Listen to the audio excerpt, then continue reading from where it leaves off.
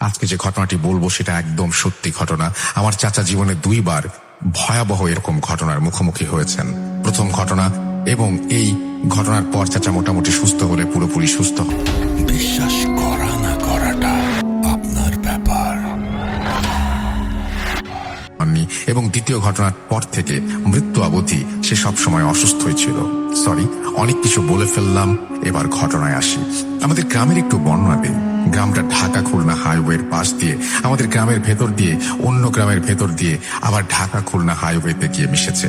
গ্রামের মেইন রোডের সাথে মসজিদের পাশ দিয়ে আরেকটা ফাঁকা মাঠের পাশ দিয়ে ধুধু প্রান্তরের মাঝখান দিয়ে পাশের অন্য গ্রামে গিয়ে মিশেছে।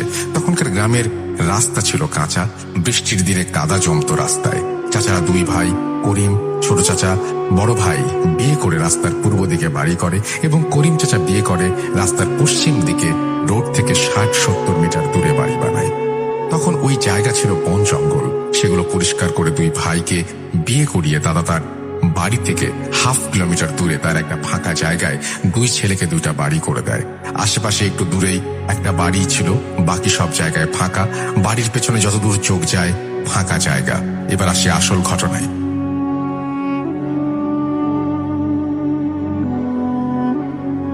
চাচার বয়স তখন 20-25। চাচা কৃষিকাজ করত। যেমন ছিল শক্তি তেমন ছিল সাহস। ভয় বা ডর কোনোটাই ছিল না। চাচা অনেক শক্তিশালী ছিল, তাই এলাকার শক্তিশালী ছেলেদের সাথে শক্তি পরীক্ষার জন্য বাও ধরত, যেটাতে তখন বোঝা যেত কার শক্তি কত বেশি। তো একদিন অনেকে কৃষি কাজ করছে একসাথে। এমন সময় চাচা তার এক বন্ধুকে বলল, বাবুল, তুই আমার সাথে বাও ধরবি?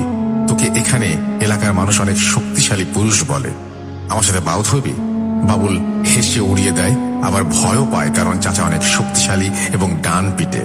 যদি শক্তিতে একান্ত নাও পারে, তাও দেখা গেল চাচা তাকে মারধর করলো। এই ভয়ে সে প্রথমে রাজি হয়নি। পরে চাচার অনেক জোরাজুরিতে বাবুল একসময় রাজি হয়ে যায় এবং চাচাকে বলে, কাল ভোরে কাজে যাওয়ার আগে তোর সাথে বাও ধরবো।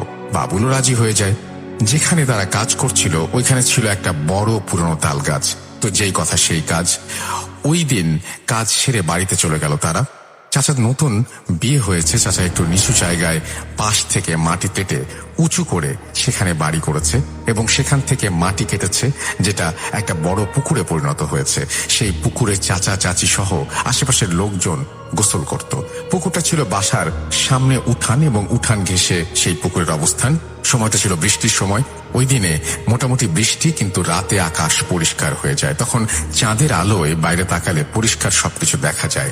উঠান সহ আশেপাশে কাদায় ভরা। তো চাচা খেয়ে দিয়ে শুয়ে পড়েছেন। নর্মালি সে চাচির সাথে থাকে, চাচির সাথে শোয়, কিন্তু ওই দিন বারান্দায় শোয়, কারণ পরদিন ভোরে বাবুল আসবে। তো ঘরের ভেতরে শুলে বাইরে আসতে চাচি নানা কথা বলবে, তাই সে সিদ্ধান্ত নিয়েছে বারান্দায় শুবে। বাড়িটি ছিল টিনের। বারান্দার এক সাইডে একটা ছোট খাট, অন্য সাইড ফাঁকা। বারান্দায় কোনো টিনের বেড়া ছিল না, পুরো খোলা ছিল। চাচা ঘুমিয়ে পড়বে, তখন বাইরে চাঁদের আলোয় মোটামুটি পরিষ্কার দেখা যাচ্ছিল। কত সময় ঘুমিয়েছিল চাচা জানে না। হঠাৎ বাবুলের ডাকে চাচার ঘুম ভাঙে। চাচা মশারি টানিয়ে শুয়েছিল। চাচা বাবুলের ডাক শুনে ঘুম থেকে উঠল, কিন্তু মশারি থেকে তখনও চাচা বের হয়নি। সে দেখলো বাইরে হালকা পরিষ্কার, তবে সকাল যে হয়নি সেটা বোঝা যাচ্ছে। বিষয়টি এমন যে বাবুল চাচাকে বলল, কিরে করিম, বাও ধরবি? বলে মশারির ওপর দিয়ে চাচার গায়ের ওপরে বাঘের মতো লাফিয়ে পড়ল।